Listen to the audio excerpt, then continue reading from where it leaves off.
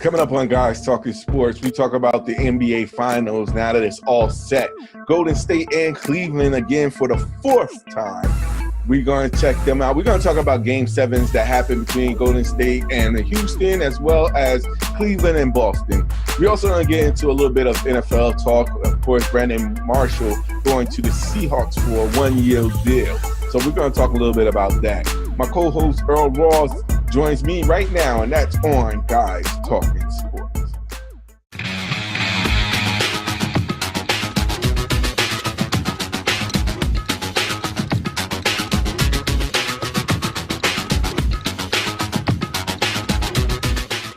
What's going on, everybody? Welcome to another edition of Guys Talking Sports. We appreciate everybody for subscribing. We appreciate everybody for listening in, checking us out, hitting us up in social media and everything. But for now, without further ado, let's get right into it. I got my co-host with me, Earl Ross, with me. So what's going on, man? Earl, how you doing?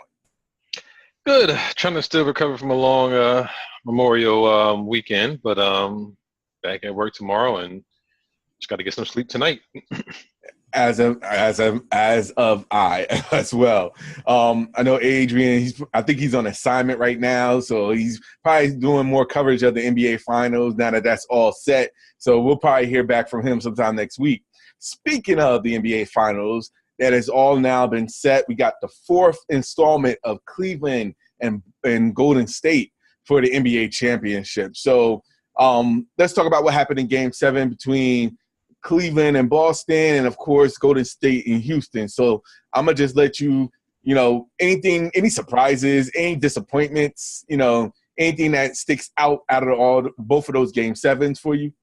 Well, clearly my pick to make the finals was going to be Houston and Cleveland, and up until the first half of that Game 7, it looked like I was about to be right, and then the second half came in 26. Missed 3 attempts. 26, and I had to let that one sink in because I was watching the game and I didn't realize it until someone was like, "Whoa, they're at 20 missed 3-point attempts." That's what happened. You live by the 3, you die by the 3, and that's exactly what happened to the Boston Celtics. Live by the 3 and die by the 3. And as one commentator said last night, they do realize you can shoot 2. You don't have to always jack up 3s, and that's exactly what happened. Not surprising. I mean, Houston jumped out on an early lead, had all the momentum, was playing very inspired, a lot of defense, banging up on them, on the Golden State Warriors, just not giving them much lane. Klay Thompson got in foul trouble early with 3 fouls, 2 within the first 2 minutes, I believe, and he was basically a non-factor at that point up until the fourth quarter. So, I mean, if you're Houston, at halftime you had the champs down by what I believe it was 10 points, I think was, or 11. You're riding good, and they came out at halftime and they couldn't hit the side of a brick wall. You can't trade, you can't trade missed, threes like that with Golden State because they're going to hit their 2s, and then once Curry started cooking and hit behind the 3-point arc, it was a wrap. I mean, after the end of the third quarter, I thought game was over because Houston just didn't look like they had no answer. There was no Chris Paul in there to kind of stabilize the troops and hit them big shots because he hit them big shots in Game 5, and he was definitely missing Game 6. And I think in Game 7 he would have kind of settled the troops, got some 2s, got in a lane, mixing things up. But Harden couldn't hit anything. Eric Gordon, who was lighting the ass up in the first half, couldn't hit anything. I mean, Trevor Ariza was just still jacking up open looks at that. A lot of open looks, and they just couldn't hit. And it was, sometimes the basketball gods smile on you, and sometimes the basketball gods fuck you. And fortunately for Houston, they got screwed. They couldn't hit anything. I mean, everybody knew what was going to happen in the third quarter. Golden State, as true to form, came out third quarter, started lighting them up.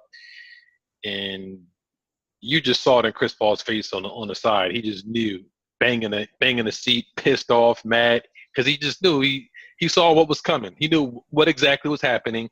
He done seen this when he was a Clipper, and he exactly knew what was coming, and there was absolutely nothing he could do about it. And Golden State is back into the finals again. Cleveland, I was very disappointed in Boston. I mean, very disappointed in Boston. You had the champs down at 10. You had LeBron James down at 10 at the halftime. When you get the King down, yo, you go for the kill shot. Don't dance around anything. You go for the kill shot. But once again, they kept jacking up threes instead of going to the lane. The only person that was really going to the lane was Jason Tatum and Terry Rozier. But everybody else kept jacking up threes and just go to the lane. Go at LeBron James, actually. Get him in some early foul trouble. He'll get a little tentative. But if not, if you let him play free safety, then he'll get those, run blocks behind it, shot blocks that makes everybody think he's this extraordinary defensive player when he's a cherry-picking defensive player at best. So, but he, enough to be said. I think Boston Celtics gave that game up more than Cleveland took it because it's not like they were getting contested threes and they were just blocking the threes. They had open threes. But when you see your shots not falling, switch up to the 2. Drive to the lane. You could have did that, but they didn't do that. And their missed threes led to quick Cleveland buckets. And they got it back up with 2-point lead in the fourth quarter. But then after Jeff Green, of all people, hit a 3 and another 2, actually after halftime, once they lost a 10-point lead. And I was actually listening to the game driving back from Atlanta. And after they lost a 10-point lead in the third quarter, I was just like, they're done. It was a wrap. So I was very disappointed with Boston. I mean, you had a golden opportunity at home, and you just could not hit them with the kill shot and put them away because they were begging to be put away in the third quarter, and you just couldn't do it. You gave Cleveland, you gave LeBron James a little bit of life, and he ran away with it.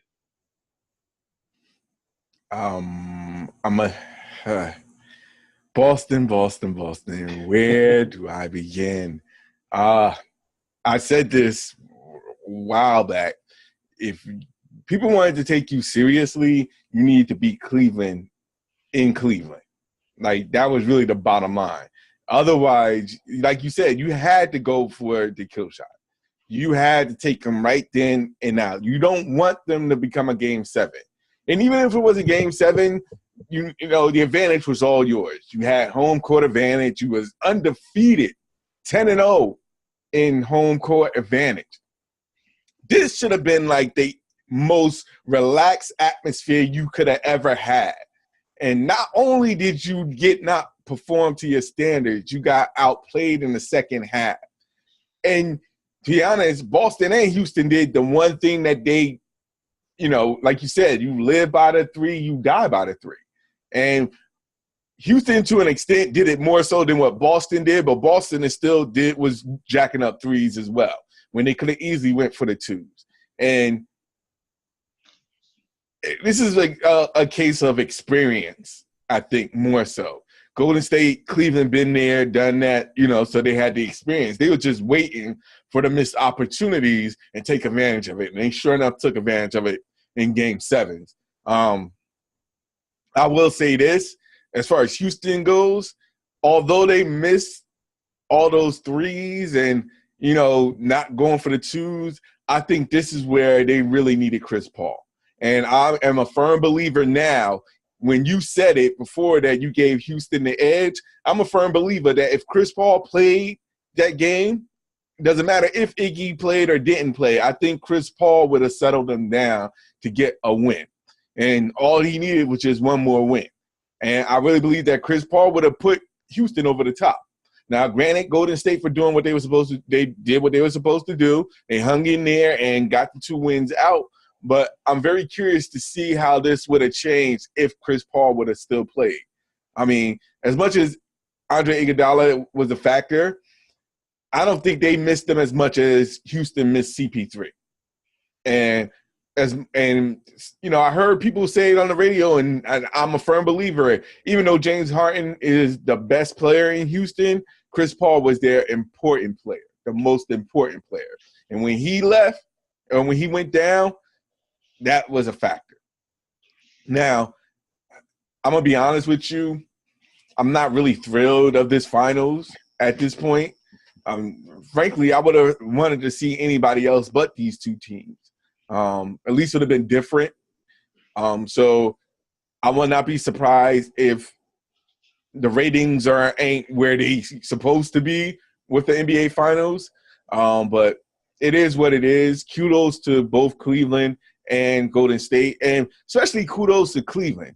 And I'm going to give LeBron his just due. He did what he was supposed to do, but kudos to the rest of the team for finally stepping up when they mattered the most. So I'm not going to, LeBron James is the best player in the NBA. We got that. That's not no knock on him.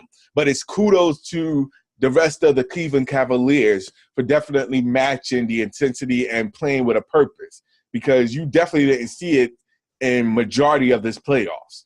So I have to give credit where credit is due. Kudos to the Cavaliers team for stepping up when they needed to step up to make it into the NBA Finals. Yeah, enough can be said about that, because that was a team effort. And as much as King James carries the load that last Game 7, that was definitely team effort. I mean, if you ain't get 19 out of Jeff Green, Tristan Thompson putting in 10. I mean, God forbid J.R. Smith was even hitting some threes in that game. I mean, if you don't get contribution, actually, if you don't get that 19 points out of Jeff Green, I don't know that they don't win. Even with all the missed shots, they don't win, because Jeff Green was, the unsung, unforced. He was that person. He was that Kevin Love, or he was that supposed to be Kyrie, that person that was able to, keep the game close and not let LeBron do all the work himself. And, as much as people are going to give LeBron James his just due and say he carried that team and dragged that team, he didn't do it all by himself in Game 7. He got a lot of help. And if it wasn't for that help, they would have lost. So, but outside of that, I mean, I was kind of hoping Houston would win, but like Ace said before, and I said, hard to trust Mike D'Antoni, but I was going to give him the benefit of the doubt with Chris Paul, because he's never had Chris Paul in that squad. We know what he's done with Harden up to this point, but like Chris Paul was actually, if they had Chris Paul in Game 6, they would have won that game, because that game was in the balance up until right before, maybe going towards the end of the third quarter. There was still a chance that they can still kind of get back in, but near the end of the third quarter, and they couldn't do anything with Klay Thompson. I mean, here you have a series where really Durant had one good game, the first game, and then he was quiet for the rest of the half. Steph Curry was up and down. He was quiet. He's quiet in the first half of games, but explodes the third quarter, and then it's like in the fourth quarter. So,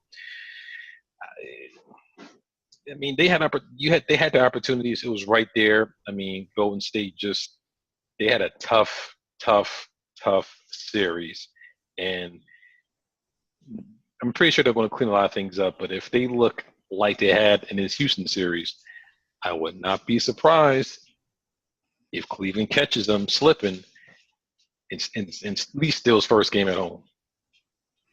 And maybe I think it could go 6. And maybe 7. That's the best thing that the NBA wants, a competitive 7-game series. I don't know, because they got a lot of missing holes, but it depends on which Golden State Warriors team comes to play. And there's a person who's probably not going to play, which Iggy, I think, is the primary defender on LeBron James. That's going to be interesting right there. But Cleveland also I don't know if Kevin Love is going to be available for Game 1 either. So there is some, but before I say about this, I will say this. To any Houston fans out there that is putting this blame on D'Antoni, I can't even do that. I can't. D'Antoni is not to blame for this, because whatever system D'Antoni did got y'all to this point, to this location. And if it wasn't for CP3's injury, you probably would be in the finals. So I cannot blame D'Antoni's system. It worked. He didn't, and to be honest, it's not even technically his system, because for the majority of it, his team was all isolated basketball anyway. So for all those who was blaming D'Antoni because he ain't make no necessary changes, it's not D'Antoni's fault at all. It's not D'Antoni's fault that Houston missed all those 3-pointers. It's not D'Antoni's fault that, y'all got to where y'all are with because of D'Antoni and James Harden and CP3, but D'Antoni's system worked. So still had the best defense, one of the best defenses in the NBA. It'll be interesting to see what they do in the summer going forward. But Golden State and Cleveland series, I just hope it's competitive. That's all I want right now at this point. I just hope it's competitive. If it's competitive, that's good enough for me. That's all I can say about that. I'm right there with you, man. Because I think there's a fatigue. I mean, I think there's. Well, do you think there's more fatigue of the Golden State Warriors and Cleveland Cavaliers, or do you think it's more fatigue of LeBron James in the finals? Going to be 8 straight years. For me, both. Like, without question, both. I always said that I don't like it when it's constant. I like change. I don't like it when there's always one team going back to back. And to be honest, that's why I'm sort of almost tired of Golden State as well, because I would love to see different.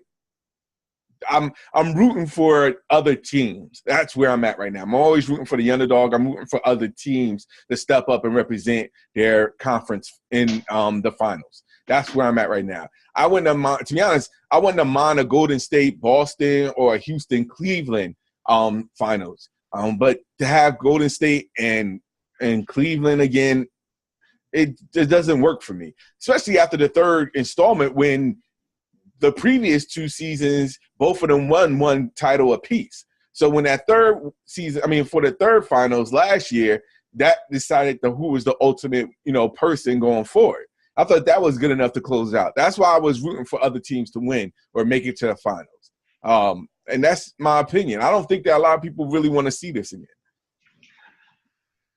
No, there is no intrigue. I mean, it's the same thing back in the 90s when you had the when you had the Michael Jordan fatigue. I mean, when you went, 6 and 8 years, and if you wasn't told to take 2 years off and go play baseball, he might have went 8 for 8. And it really bad fatigue. So just like in the 2000, there was no really competitive person. There was competitive teams, but I think everybody kind of understood that the Bulls were going to win with Jordan all those championships. I mean, there might have been the first year with the Lakers where it was in debate. Maybe with the Phoenix Suns where you had Charles Barkley was in debate. But outside of that, I think all of it was pretty much you kind of knew it was going to be the Bulls, and there was a Jordan fatigue, and he won 6, so that was a definite fatigue. Right now, to me, is the LeBron fatigue. He doesn't win, but the fatigue, in my opinion, gets added on when you start adding on that conversation of is he the GOAT, is he better than Jordan, which I hate that conversation with a passion. I really hate it. But to me, Golden State, I haven't gotten fatigued with them, but I got fatigued with them in Cleveland per se, because in my opinion, it should have been 3-0 against LeBron. I think that second series they choked it away. Even if Draymond Green got injured, actually it was Andrew Bogut that got hurt that really cost him the whole series, bar none. But that's a different story. But I'm fatigued too. I'm like you. I'm hoping it's a competitive series. I'm hoping it goes 7. I don't think it will. I mean, these ain't the Toronto Raptors. These ain't the Indiana Pacers, and they ain't the Boston Celtics he's playing against. He knows this team, and this is a much different beast, especially if you let them get cooking. Yeah, no, I agree with that. The last thing you want now is the last thing I want right now out of this finals is a sweep. And I'm not saying that will happen, but that's the last thing you would want in the NBA finals is a sweep. I mean, it was bad enough to 5 games last year, and that was with Kyrie. So it'll be interesting to see how this plays, because a lot of people is not rooting, a lot of people is not, picking them to win. So I'm I'm just basically just fatigued of this whole thing. And to be honest, like although I really hope next year there. Well, I'll say this: with next year, barring injuries, I think that will be the year because we already seeing like on the cusp of LeBron almost getting knocked out of the actual Eastern Conference. Whether it was first round with Indiana, whether it was with not Toronto, whether it was with Boston. So, you know, it's there for the taking because the East is a lot more competitive than it was previous years when LeBron was just running roughshod through with his teams with Miami and Cleveland. So it'll be interesting to see how maybe next year will be the year where it goes over the edge where somebody actually knocks him out of the Eastern Conference. So unless, I mean, that's if he doesn't go to a Western team.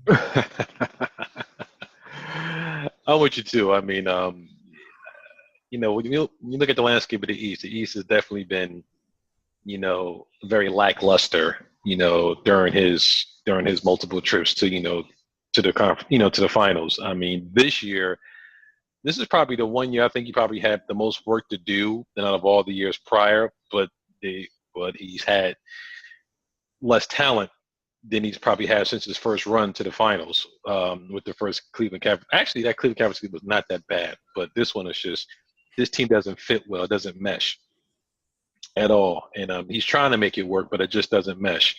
And, yeah, I mean, like you said, I mean, you got pushed by Indiana Pacers with, you know, Oladipo, which is a growing young star, and that team is going to be good next year. You got pushed to 7 by Boston with, I believe if they had Kyrie and Gordon Hayward, it might have been them on the other end.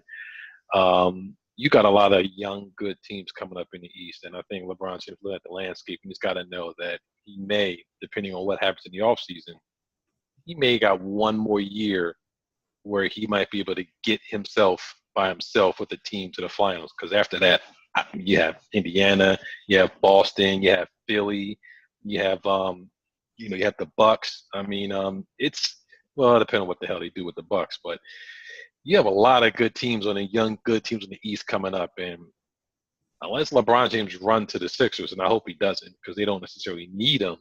I mean, we might finally get a chance where the changing of the guards might happen within a year or two. Yeah. No, but I will say this. Like, if he runs someplace to another team, like, would that really hurt his legacy going forward? It depends on where he goes, because right now you're chasing rings and you're basically turning into those free agent players that don't want to play for anybody unless they're a championship team. So you're turning into, quote unquote, a Ray Allen that went from Boston and went to Miami, or you're turning into some other guys that just go from team to team and link up with LeBron, whomever, because they think they're going to win a championship. He's running the teams that's going to at least have a good second or a good person that could back him up. So, like I made a comment before, if he was to go to the New York Knicks, what they have and don't have, and take that team to the finals and or win, that would be a greater accomplishment. But for me, if you run to another team, it just, I don't know. I mean, I don't think it enhances his legacy at all, unless, depending on the team where he goes. Yeah, I agree with you on that. I would love to see him. Look, technically, he's kind of doing that now with the team he has. Not really that much star power outside of Kevin Love, and taking them into the finals. So, I mean, the one thing I always would have criticized, because I said it, before, I was like, yo, he always plays with superstars. It'd be interesting to see how he does when there's not a superstar on the team. And to be honest, he's doing that now. Not saying, Kevin Love is a superstar per se, but still, he's still doing it with less talent that he had in previous times when he went to the finals. So I'm just waiting to see what will happen next in this offseason. That's really where I'm at right now. To be honest, The finals is going to be intriguing, but not intriguing for me enough to keep my attention. Right now, I'm just focusing on the off season right now. So, and the draft. That's really what I'm looking forward to right now. Yeah, I'm like this. I will. Obviously, I'm gonna watch the first game of the first. I should watch the first two games of the series, and that, to me, that's usually an indicator of how it's going to go. I think if Cleveland has, I think Cleveland is going to at least win one in Golden State, whether it's going to be one of the first two or after that. But if the Cavs still game one in Golden State, which I think they actually might, then that might make things a little bit more interesting, and that might actually pique my interest. If they get in there and Golden State, blows them out by 20 or 30, I'm not going to be that interested because I know eventually he just don't have the ammunition, and then there's going to be all the constant talk about, well, oh, LeBron James is the GOAT. He's better than Jordan, but he doesn't have enough teams, so that's why we can't validate his wins and losses in the finals, even though he'll have more losses than wins, but he's still better than Jordan, even though he hasn't won as many finals. So that's what we're going to hear if it's going to look bad, but make it interesting. Give me 7. Give me something to look forward to. If not, like you said, I'm going to be disinterested in waiting on football. No, I agree with you on that. Definitely agree with you on that. So we'll just wait and see once the finals kick off on Thursday, whether or not it's going to be an interesting series, to say the least. We'll see whether or not Cleveland and Golden State give us two great battles, or if it's just going to be a one-sided affair. So we'll see how things play out. Now, real quick before we get out of here, because this is a shortened version of Guys Talking Sports, just real quick, Brandon Marshall signed a 1-year deal with the Seattle Seahawks, in which he posted his signing or his team choosing on Instagram. So I know you being the resident with the football talk and knowledge, even though Adrian is not here, let me get your takes on this with the Brandon Marshall going to Seattle. That's an interesting signing. I mean, he's, going in his 12th season, 34-year-old, receiver, which in NFL is old. So I think he's going to be I think it'll be a nice addition. He's on a 1-year contract, so I'm assuming it's a 1-year, $2 million laden fee with, I think it was like $1 million signing bonus. So he's very cheap. Maybe he'll have better luck with the Seahawks because the Giants signed it to almost an identical kind of deal, with that 2nd-year option, but he got all his money up front. So, I mean, if he doesn't get injured, then I think he'll be a good, third down, a third down receiver, somebody like that can kind of come in the slot or kind of come on the outside and kind of battle where they need a receiver down in the red zone. Now, that's what the Giants initially wanted him for, as a receiver to battle in the red zone to give Odell some help. But he got injured, and then he felt his physical. So now here goes Brandon Marshall to Seattle, which I think it might be good. He's definitely going to get some work. I mean, it's, it opens up a lot more threats with him and Jimmy Graham, and then you have Russell Wilson as a running option, down in the red zone. So it does open up some good things for him. So, I mean, this is going to be interesting. We'll see how it goes. If he stays healthy, I think he can contribute. But once again, he's getting a 1-year deal, and your boy Des Bryant has no deal. The X is just being X'd out. Almost feels like he's getting blackballed right now with everything that's going on. But I think this will help with all the other wide receivers that are still out there. I think this will help jumpstart the market now, knowing that even though Brandon Marshall got his signing, and even though it was a 1-year deal, I think that wide receivers now will see what they're worth to other teams. And maybe there's a signing out there where it'll get the ball rolling for other wide receivers that are still free agents. I kind of like the signing because it's one of those, I'm still here, let me show what I'm worth type of deals. So, and like you said, he could definitely do wonders on the red zone for Seattle and definitely help them out. Something that Russell Wilson definitely needs at this stage with some of the wide receivers, going different places. So there is a name out there for him. Hopefully we'll get more people to come in. Hopefully we'll see more wide receivers get signed going forward, especially with the OTA starting. So. Yeah, I mean, I like I said, I would be very shocked if you're in training camp and some of those, especially Des Bryant, is not signed on somewhere. I think, like we talked about it before, I think Jerry Jones did him a great disservice by not cutting him at the beginning of free agency. But I think he did that on purpose because I think he didn't want him to go to a team that would, he would play against. So, I mean, if you can get Brandon Marshall to get, with the Seahawks, and he didn't even play majority of last year because he got hurt. I mean, if he can get a deal, I think Des Bryant can get a deal as well. It's how much you want to swallow. You're not going to get what you want. No, I was about to say he's going to have to swallow and take, swallow some of that pride and might go for a little bit less than what he's looking for at this stage. Like that deal that Brandon Marshall got, that's pretty much the outlier of Des Bryant, what you're going to get. Yes, definitely true. Definitely true. Well, all right. Well, we're coming up to the end of our program. So I'd like to thank you, everybody, for checking us out. Let them know where they can reach you at, Earl. You can reach me on the gram and Twitter, JERoss7 @. And, of course, you can reach me at I am Al Qualls. Again, I am Al Qualls on Instagram and Twitter. And, of course, shout outs to everybody out there checking us out, Guys Talking Sports. Catch us next week.